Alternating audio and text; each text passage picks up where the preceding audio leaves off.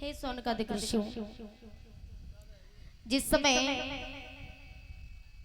भगवान एक संत जी का रूप धारण करके आत्मदेव जी के पास में जाते हैं और कहा कि आप चिंता मत कीजिए, इस फल को ले जाकर अपनी पत्नी को खिला देना। तुम्हारी पत्नी यदि इस फल को खाएगी तो बहुत सुंदर तुम्हारे घर में संतान होगी। आत्मदेव ने कहा, बाबा आप क्यों झूठी तसल्ली बता रहे हैं? भगवान ने कहा कि हम संतों की वाणी कभी मिथ्या नहीं होती। आप जाइए और जाकर के अपनी पत्नी को फल खिला देना। आज फल को लेकर के आत्मदेव जी अपनी पत्नी के पास में पहुंचे। फल को ले जाकर के दिया तो पत्नी को चिंता होने लगी। सोचने लगी, यदि मैंने इस फल को ग्रहण कर लिया तो मेरा गर्भ धारण हो जाएगा। लेकिन धुंधली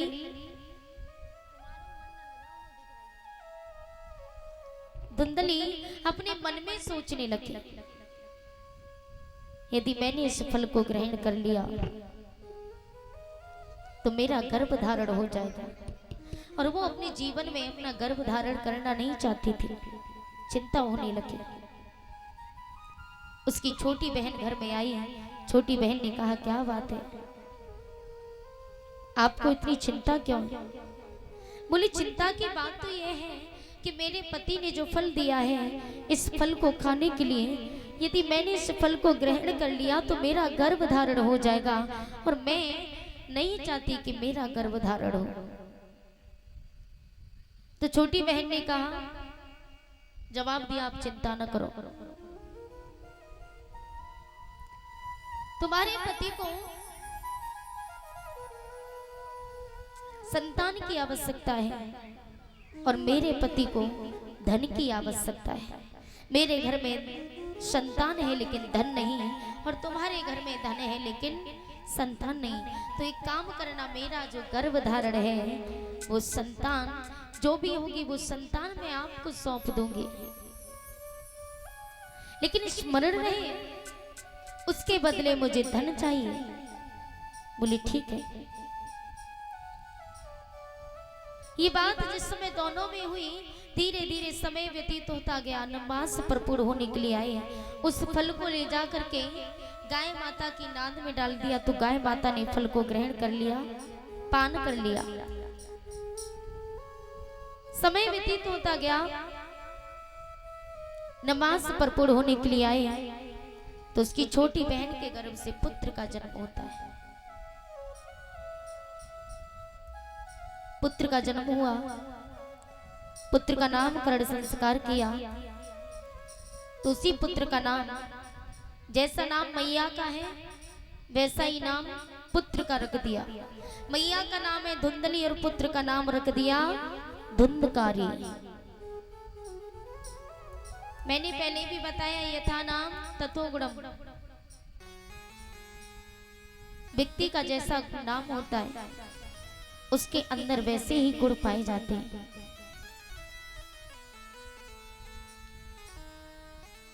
उसी के ठीक 8वें दिन बाद गाय माता के गर्भ से पुत्र का जन्म होता है। उस पुत्र का नामकरण संस्कार किया तो उस पुत्र का नाम गौकर्ण पड़ा। और गौकर्ण माने उनके कान जो थे वो गाय के समान थे और सारा शरीर मनुष्य का था। कर्ण माने होता है कान, संस्कृत में कानों को कर्ण कहते हैं। तो कर्ण माने कान, उनके कान जो थे वो गाय के समान थे और सारा शरीर मनुष्य का था, इसलिए नाम उनका गौकर्ण पड़ा। बोली गौकर्ण महाराज के। गौकर्ण जी बड़े होते हैं, भगवान की संगति में पड़ जाते हैं, भगवान का भजन करने लगे, भगवान का स्मरण करने लगे, भगवान का नाम लेने लगे। लेकिन धुंधकारी जब बड़ा हुआ तो धुंधकारी वैश्याओं की संगति में पड़ गया। उसे एक वैश्या से प्रेम हो जाता है और वैश्या के चक्कर में धीरे धीरे सारा धन उसने बर्बाद करना प्रारंभ कर दिया। घर में माता पिता बहुत दुखी हैं। लेकिन प्यारे कहते हैं जैसे रंग कुसंग की चादर तैसोई रंग पराई तेरी आंखों। हालई में हंस के बोले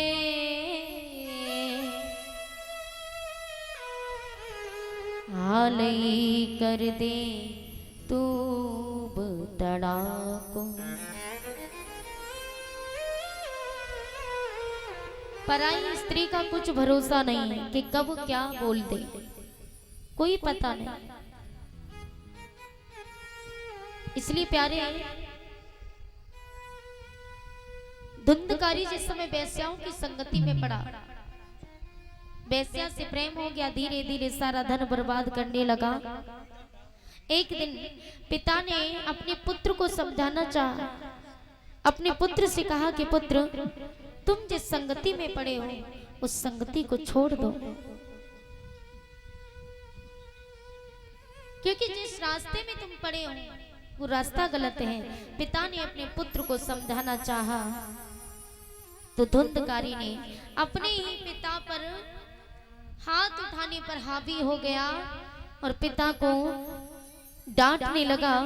कहा कि हमारे मामले में दखल अंदाज करने की आपको कोई आवश्यकता नहीं। मैं क्या कर रहा हूँ क्या नहीं कर रहा, मुझे कैसा करना चाहिए कैसा नहीं करना चाहिए ये मुझ पर छोड़ दो। क्रोध में आकर के धुंधकारी अपने पिता को तक नहीं समझता।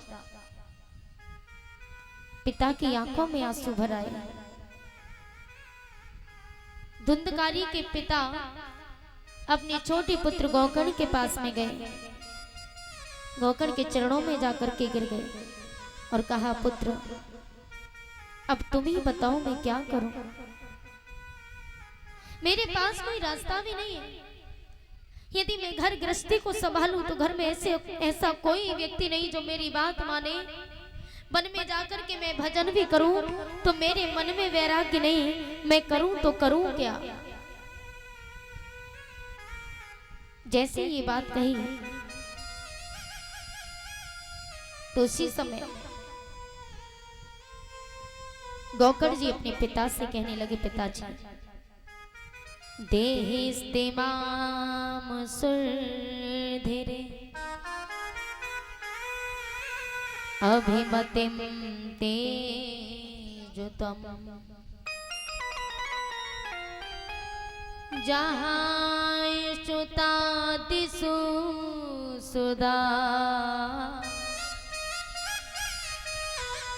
ममतम व्युम च।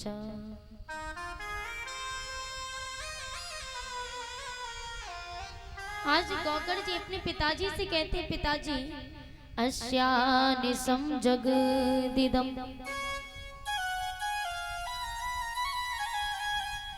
क्षणभंगुनिष्ठम्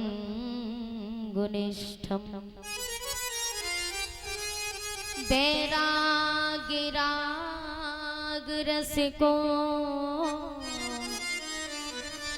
भवभक्तिनिष्ठा।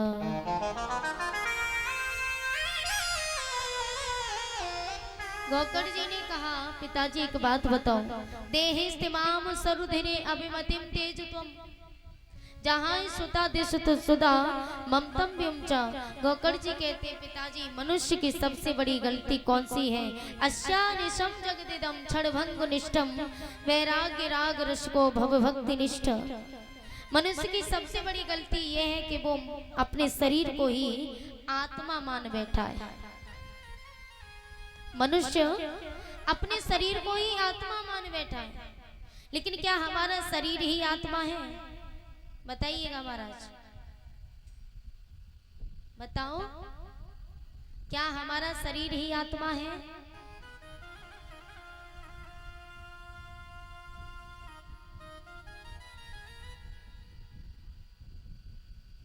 आत्मा के अंदर परमात्मा की वासना है। कहते ना, कुछ लोग कहते हैं कि आत्मा परमात्मा, आत्मा ही परमात्मा है, लेकिन ऐसा तो नहीं हो सकता, ये गलत है। आत्मा कभी परमात्मा नहीं बन सकती, क्योंकि ये जरूर है कि आत्मा परमात्मा का अंश है, लेकिन परमात्मा नहीं हो सकती, क्योंकि परमात्मा ने कभी पाप नहीं किया, भगवान ने कभी पाप नहीं किया और ना ही कभी गलत मार्ग पर चले। लेकिन हम लोग क्या करते हैं, हम लोग उसके अंश हैं। हम लोग एक गलत रास्ते पर चल पड़ते हैं। यदि आत्मा से पूछा जाए तो आत्मा हमेशा, गहराई से यदि सोचा जाए तो आत्मा कभी अनुमति नहीं देगी कि हम गलत मार्ग पर जाएं। लेकिन ये जो मन है, हम कैसे कह दें कि आंखें हमारी हैं? प्यारे, यदि ये आंखें हमारी हैं तो बुढ़ापे पर हमें इन्हीं आंखों से धुंधला दिखाई देने लगता है। यदि आंखें हमारी होती तो हम आंखों से कहते, रे भाई हमें धुंधला क्यों दिखाई दे रहा है, हमारा आदेश है हमें साफ साफ दिखाई दे। लेकिन आंखें हमारी बात नहीं सुनती, तो हम कैसे कह दें कि आंखें हमारी? ये कान भी हमारे नहीं, ये हाथ भी हमारे नहीं, ये शरीर भी हमारा नहीं है। प्यारे, तो गौकर्ण जी के पिताजी कहने लगे, तो फिर हम कौन है? शरीर भी हमारा नहीं, हाथ हमारे नहीं, पांव हमारे नहीं, ये आंखें हमारी नहीं, ये जिह्वा हमारी नहीं, ये कर्ण हमारे नहीं, तो फिर हम कौन है? गौकर्ण जी कहने लगे, पिताजी हमारा शरीर शुद्ध धातुओं से बना है, त्वक चरण मांस हृदय रेत मज्जा हड्डी, इन शुद्ध धातुओं से हमारा शरीर बना है। जानते हो हम कौन है? हम तो एक दिव्य चिन्मयी शाश्वत अविनाशी आत्मा है। कौन है हम? दिव्य चिन्मयी शाश्वत अविनाशी आत्मा। ये हमें समझना ही होगा, ये हमें जानना ही होगा।